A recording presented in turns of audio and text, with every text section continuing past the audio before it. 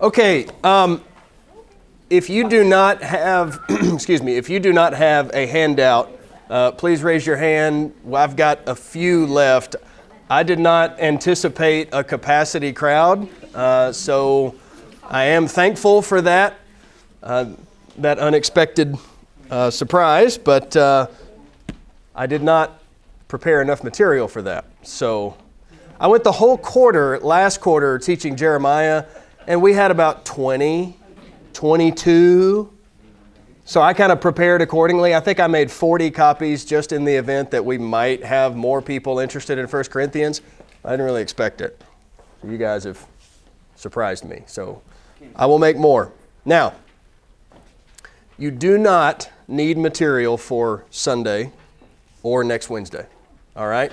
Because we're studying the first 4 chapters of 1 Corinthians in the first 4 class periods. So this is all the material that you need to get us through that first segment. All right. So the first problem that Paul deals with in Corinth is the problem of division. But before we talk about the division itself and what it was about and what led to it, we need to first talk about how Paul came to learn about the problems in Corinth. And I want to suggest to you, from this letter, there are 2 sources from which Paul learned about issues in the church. The first one is in chapter 1 and in verse 11. I have been informed concerning you, my brethren, by Chloe's people, that there are quarrels among you. Most people assume that Chloe, referenced here, is a female member of the church in Corinth. Now, that's not definitely known, but it's a safe assumption. And there were members of her household, which could be either her own family or maybe even servants who were in her house, who sent and informed Paul of the problems. This is all we know about this woman, Chloe. She's not mentioned anywhere else, and how her people, or those of her household, informed Paul, we don't know. Did they do it by letter? Did they do it face to face? We don't know. But think about this. This Chloe woman, assuming she's a member of the church in Corinth, she took it upon herself to get word to the Apostle Paul and let him know about these problems that are existing in the church. Anybody can point out a problem, but not everybody chooses to be part of the solution. Chloe did, and good on her for doing that. So that's the first way that Paul knew about problems in Corinth. And I'm going to suggest to you that chapters 1 through 6 are problems that Paul was made aware of by Chloe. And I'll show you why that is. Because as we look at chapter 7, you see the second source of how Paul came to know about problems. Chapter 7 and verse 1, he starts off that chapter with an expression that he's not used heretofore. I've always wanted to use that word, never been able to. All right, so look at chapter 7 and verse 1. Now concerning the things about which you wrote to me. So what do you get from that expression? The church at Corinth wrote to Paul and said, Paul, we're having some problems. We need you to help us. We need you to give us some answers.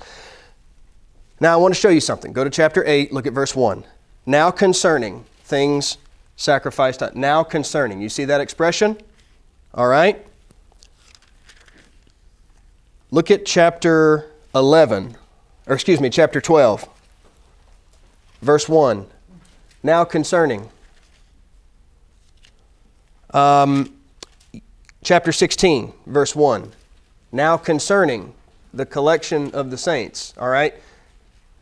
I take it that chapters 7 through 16, 15 and the first few verses of 16, are the questions and the problems that the Corinthians wrote to Paul about. All right? You follow me on that? And so with each chapter almost, he's jumping to a new topic. Not every chapter, but he jumps to a new topic and he's dealing with their questions one after another. All right? Okay, so go back to chapter 5. Let me show you something else that helps us figure out the correspondence chain between Paul and this church. Paul has already written a letter to this church. Look at chapter 5 and verse 9. I wrote to you in my letter not to associate with immoral people. Well, what letter? Well, apparently he's already written one to the church and given them some instruction, but we don't have that letter in our New Testaments. Don't let that concern you. If God wanted you to have it, he would have found a way to keep it here, just like he did all the other books of the New Testament. Okay? So what I'm saying to you with that is what we call 1 Corinthians is at least actually 2 Corinthians. You with me? Because he's already written the one from chapter 5 and verse 9. This is at least the second letter that he's written to them. Everybody with me? Okay. All right. So, we talk about the church at Corinth and all of the problems that they had and all the challenges that they had to deal with, and we might be very quick to say, oh, man, what a terrible church that was. But we need to hold on before we do that. Because within this church was at least one family, in Chloe's family, who wanted to help the situation. But also the church itself had enough sense and enough wherewithal to say, you know what, we got some big problems. We need to reach out to Paul and see if he can help us. Churches that don't care about their problems don't take steps to fix them. So good on the church at Corinth for reaching out and trying to get these problems solved. All right, so before I move on, you guys got anything to add? Anything you're confused about? Yeah, Doug. Most of the complaints, most of the items that Chloe's people bring up are day-to-day life, how these people are treating each other. But if you look at the items that the Corinth church wrote to Paul, it was doctrinal issues. We would like some more explanation on this point or on that point. It wasn't identifying their problems. It was trying to get more in depth. Clarification on doctrine, teaching. Yeah, that's interesting. I hadn't thought about that. I have to give that some more thought. That's a good idea. All right, anything else about this? Matt Carter has this perpetual look like he wants to say something. Okay, all right. So, I had some technical challenges tonight. I set up the hardwire plug-in and that was not working, so now I'm doing a screen mirror thing and it's a little slow. It's got a little bit of a lag to it. I'm that way too sometimes, you know. Pardon me if the TV doesn't keep up. But the first big problem that Chloe and her people made Paul aware of was this division over the preachers who had worked with Corinth. And Paul spends the first 4 chapters of this letter talking about this one topic. All right, this one subject, he gets what we call 4 chapters of attention to it. Obviously, Paul didn't write chapters. This division that was taking place in Corinth, we need to understand this was more than just simple preacher preference. It was much more serious than that. Look at the words that Paul uses in the text. Go back to chapter 1, look at verse 10. Chapter 1 and verse 10, he uses the word division. In verse 11, he uses the word quarrels or fighting. In chapter 3 and in verse 3, he says there are jealousy and strife among the people. This is not just simple, well, you know, Joe's my favorite preacher. Well, Ben's my favorite preacher. Well, but we love both of them and they're both great. I'm sure nobody ever says that last part. But that was not the problem in Corinth. It was much deeper than that.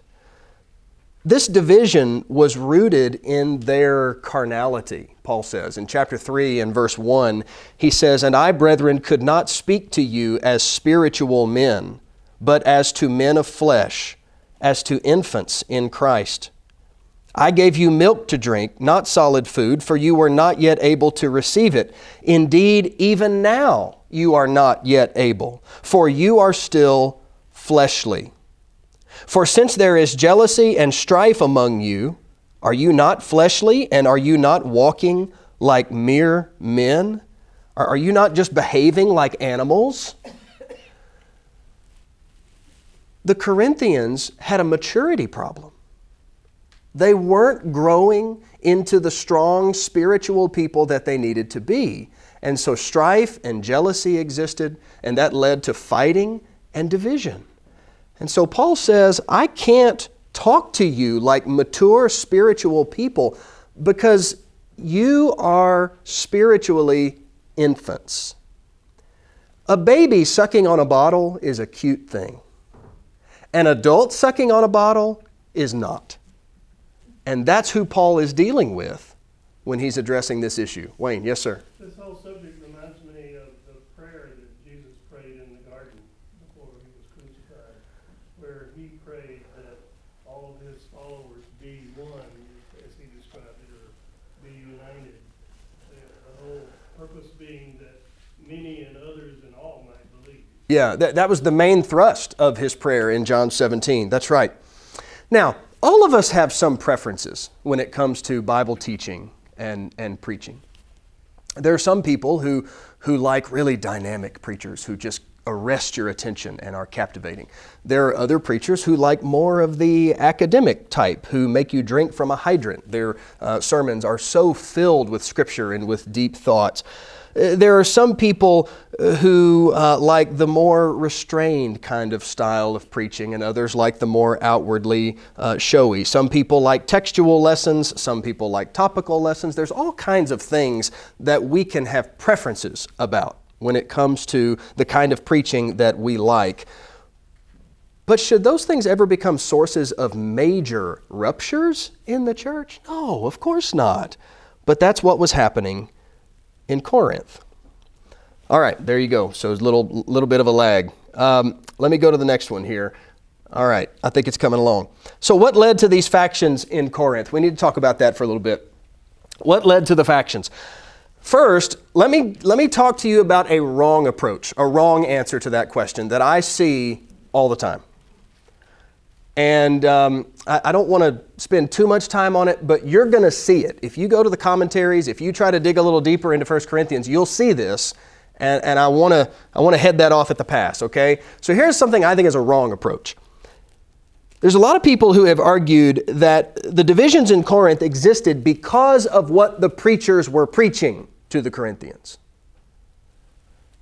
And you say, well, now wait a minute. I mean, surely they were all preaching the same thing. Well, yes, but here's how that works out.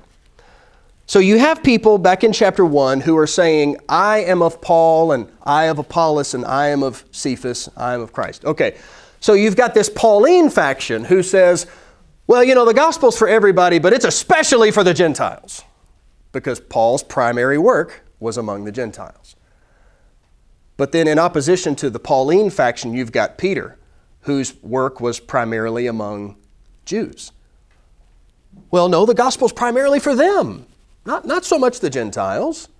All right, so if you have Gentile and Jewish people in a church and they have a competing faction about who the gospel is primarily for, you can see that that would be a problem.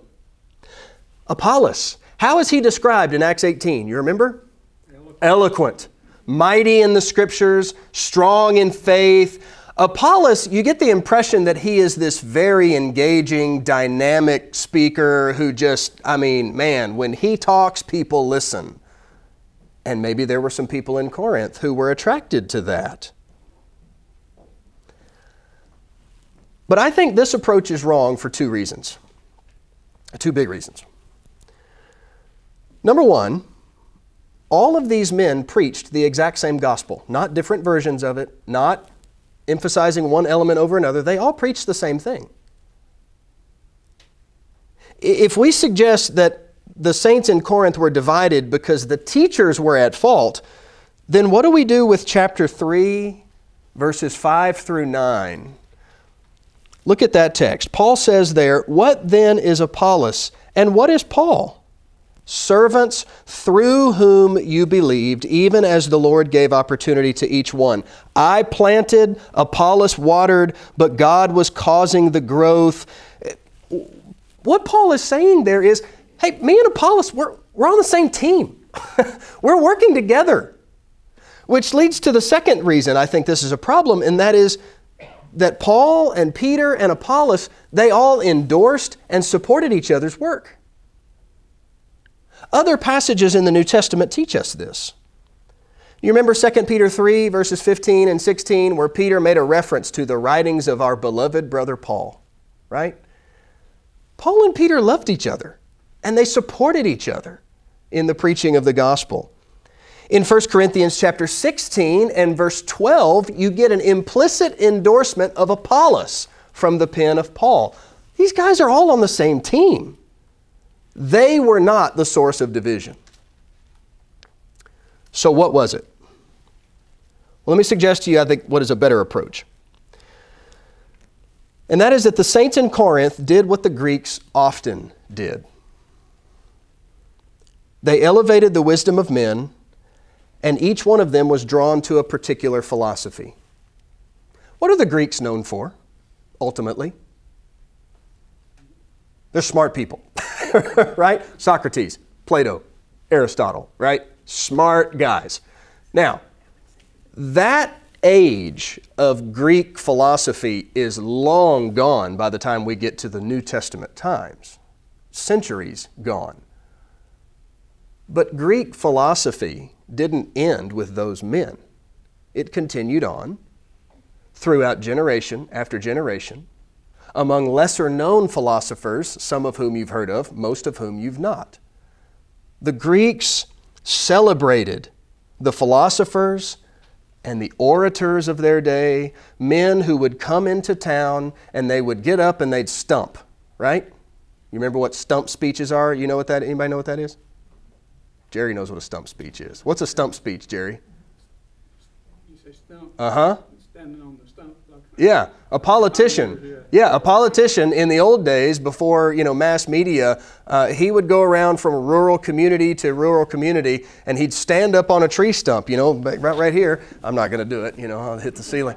He'd stand up on a tree stump and he would do his politicking. He'd talk about what's wrong with Congress and how he's going to go and fix it all that. And that was called a stump speech, all right? Well, the Greeks would do that. They would have teachers who would come into the various towns and they would get on their tree stump and they would talk. And boy, would they talk. And man, they could string words together. He'd be like, man, I need a dictionary to listen to this guy. He must be really smart. He must know what he's talking about. And these teachers would win over people to their cause and to their efforts. And the Greeks ate this up. You remember what is said of the Athenians in Acts 17? That they spent all their time looking for something new. Yeah, right? Okay. So they are existing in this culture where great orators, great, could we say, preachers, are celebrated. Now, these men that they were listening to were preaching human wisdom and human philosophy. And so Paul comes into Corinth and he's stumping on that tree stump and people are listening to him and people are following him and the Corinthians go, interesting. And then Apollos comes through town and boy, does he really blow people away. And so people start following him and they get really attached to these various preachers. They become impressed with these brilliant thinkers and they form little groups of followers. All right? I tried to come up with an illustration to help us identify with this a little better because we don't have politicians who go around and stump and talk about what they're going to do when they get to Washington. This is not a perfect illustration, but it's the best that I could do. Many of us watch the nightly news on cable. Do you find that you watch the same networks every night? You kind of gravitate to one particular network over another one. You might be an equal opportunity critic, I don't know, but Fox people watch Fox. And CNN people watch CNN, right? Well, what happens when you start tuning in to these networks? Well, you become loyal to a particular network, to a particular show, maybe even a particular anchor. You like him because he always dresses nice, or he's really cute, or because he makes good sound logical arguments. And you get attracted to these anchors, and you begin to trust them. You begin to listen to what they say, and they start to shape the way that you think.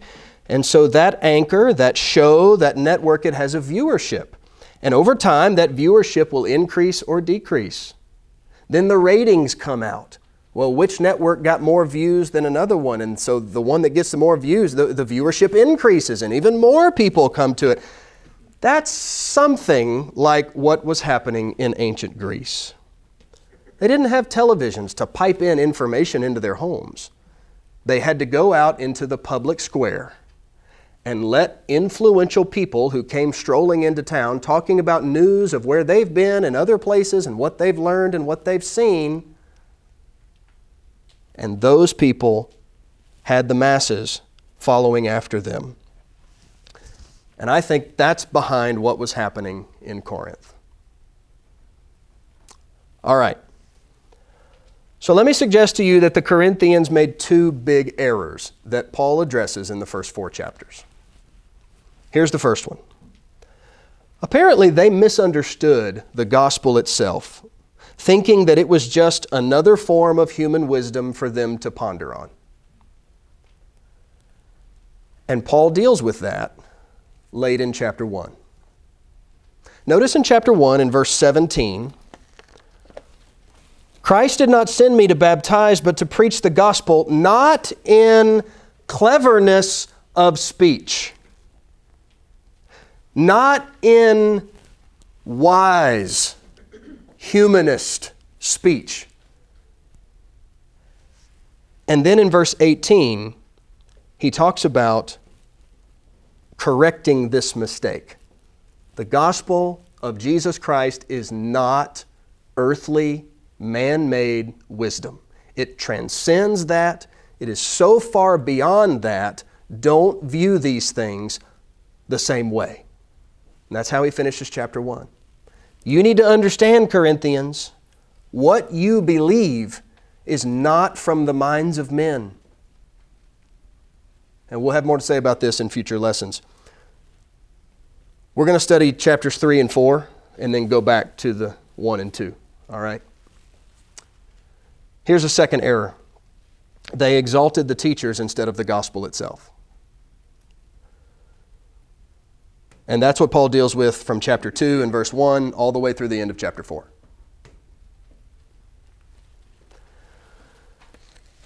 I want you to remember these two things, these two errors, because as we go throughout our first several class periods, wow, that is way behind. All right, I'm sorry. Come on. Do your thing. Okay, maybe it'll come in a little bit. All right, maybe not. We'll see. Okay, let me stop before I move on. Maybe give this some time to catch up, if it will. You guys got anything to add? Questions, comments, complaints, concerns? Yeah, can you explain verse 17 where it says, "For Christ did not send me to baptize, but to preach the gospel." Okay. And then, but in 16 it says, "Yes, I also baptized the household of Cephas." I am so glad you brought this up because that's next in my notes. Okay. It's like you were reading my notes. That's great. All right. Anybody else about anything I've said thus far? Okay, great. So since that's lagging behind, let's do it the old-fashioned way. Let's go to the whiteboard. All right, let's talk about party division versus Paul's desire. All right? What does Paul want for the church? All right, that's it. Chapter 1, verse 10. I exhort you, brethren, by the name of our Lord Jesus Christ, that you all agree, and that there be no divisions among you, but that you be made complete in the same mind and in the same judgment. Paul wants them to speak the same thing. He wants them to not be divided. He wants them to be complete, to have the same mind, and even have the same judgment, meaning think about things the same way. That's what he wants. And yet, that's not what exists. We've read verse 11, now verse 12. Now I mean this, that each one of you is saying, I am of Paul, and I of Apollos, and I of Cephas, and I of Christ. Notice, each one of you is saying this. This was a wide-scale problem in the church. This was not, well, there's 2 or 3 of you who are saying this. Each one of you has aligned yourself with some faction. I am of Paul, meaning I'm a disciple of Paul. Paul taught me the gospel. I mean, you can hear it, right?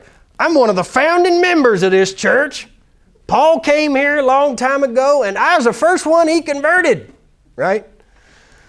That's a Corinthian accent. I worked really hard on that. I don't know if you knew that, all right?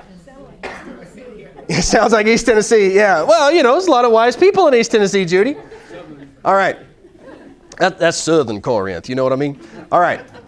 Corinth, Mississippi, maybe, right? Okay. I'm a disciple of Paul. Oh, yeah? Well, I'm a disciple of Apollos. And he's a much better preacher than Paul. Okay? And you can see how this would start. But again, this isn't just preferences. Think about those things we talked about before. Strife, jealousy, envy. That's what's underneath all of this. My loyalty is to Peter. My loyalty is to Paul, as with all of those mentioned in verse 12. So what's Paul's answer to these factions? 13 through 17. Has Christ been divided? Sometimes in Paul's writings, he asks questions that have obvious answers. Can Christ be divided? No. All right? Has Christ been divided? And they would read that and they would say, no. Okay? Paul was not crucified for you, was he? Or were you baptized in the name of Paul? In your material, I put a question in there about this verse.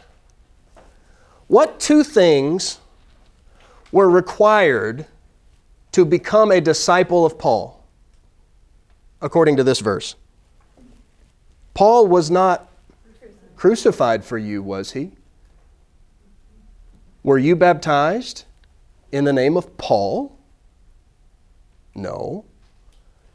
But if someone was going to be a disciple of Paul, those 2 elements would have been necessary. You see that? So what 2 elements then are necessary for someone to be a disciple of Christ? It'd be the same 2 things, right? Yeah? All right. Paul's obvious point in asking these questions is for them to say, well, no, of course, Paul wasn't crucified for us. Well, no, we weren't baptized in the name of Paul. Of course not. Paul's trying to lead them to a conclusion. Okay, then, so stop saying you're my disciples. Christ was crucified for you. You were baptized in the name of Christ. You're his disciples.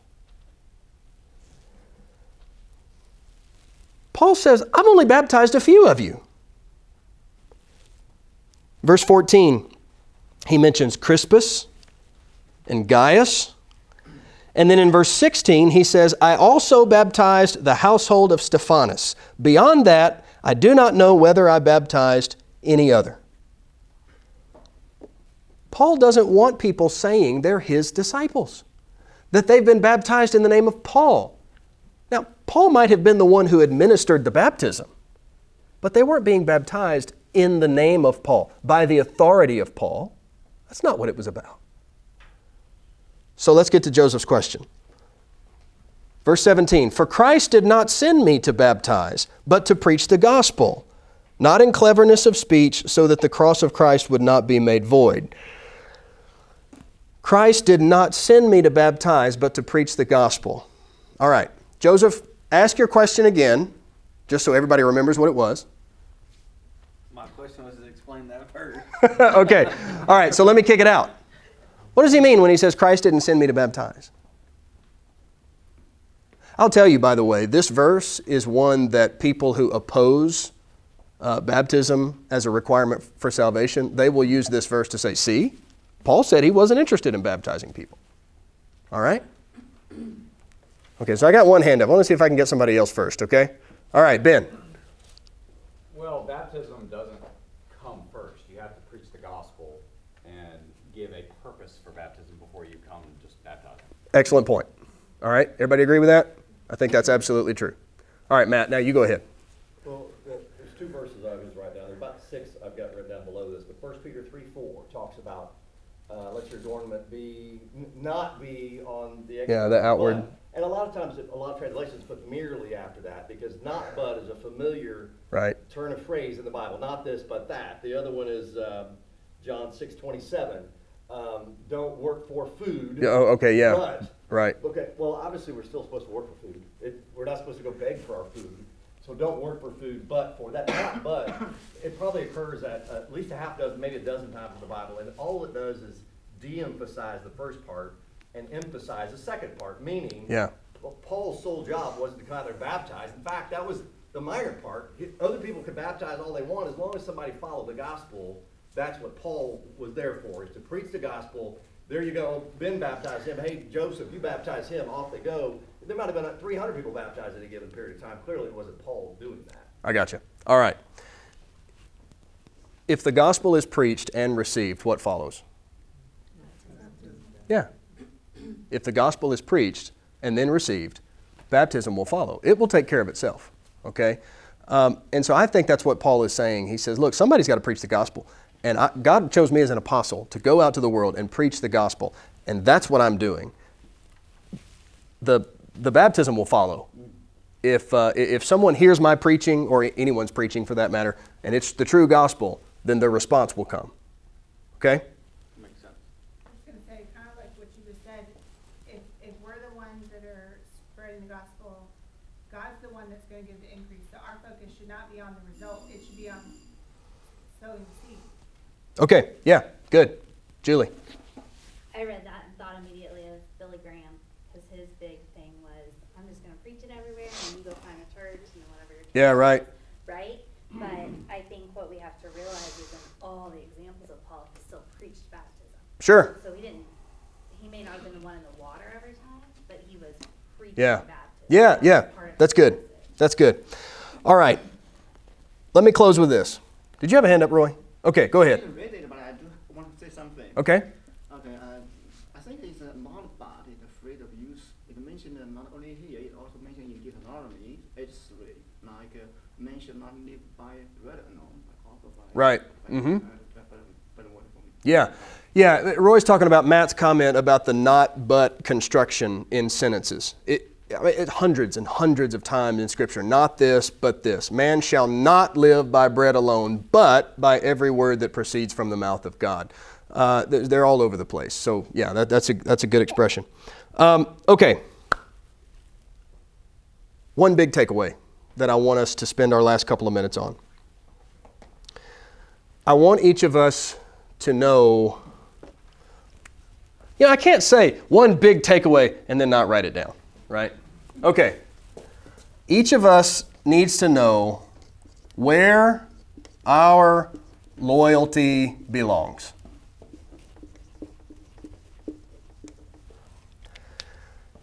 And here's what I mean by this.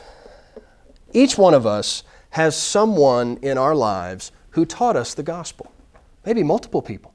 Maybe it was our parents, grandparents, our spouse, our neighbor, a friend, or a coworker, whomever it may have been. Someone brought you the gospel. And I hope that you appreciate immensely that person or those people, whoever it was that brought the gospel to you. But it is important to remember, we were not converted to our teacher. We were converted to Christ. Our loyalty is to Him. So your faith is not to a preacher. Your loyalty should not be in any person. Ultimately. I hope you do have a little loyalty to me and Joe. I do. I do. But not in the ultimate sense. All right? The day may come when I may not be preaching here. I'm just saying, I really hope that day doesn't come. But, we preachers, we kind of have a reputation of being the ones who move around, The day may come when Joe is not preaching here. When that day comes, if it does, you remember this lesson. Our loyalty is not to a man. It's to Christ. Okay? He was crucified for us. We were baptized into His name. He is the one who gives our lives meaning and purpose and direction and so forth. Not any man. Can you throw the elders and the local church on the same thing? Yeah, absolutely. It's not, some people are so loyal to that church, no matter what happens to it, no matter how far it goes, stay and help and work and try to make it right. But once you're not gonna, there's no loyalty to be had if it's not under Christ. Yeah, amen. Well said. And the reverse is also true, and I know we all probably know someone who refused to take the steps necessary because does that mean I leave my grandmama behind or whoever to follow Christ because they believe something different than I was raised this way. I'm afraid to leave that because that's condemning them. Right, yeah. So the reverse is also true. Absolutely. Okay. Joe. I think it's very important that he talked about division first. He's talking about sexual immorality and everything, but he brought up the division first because you have to fix that before you can address these other things. Yeah, great point. Yeah, he spends more time talking about this, at least in terms of the number of chapters, than anything else. All right. We good? All right. Well, whatever seconds we have left is yours. Thanks, everybody.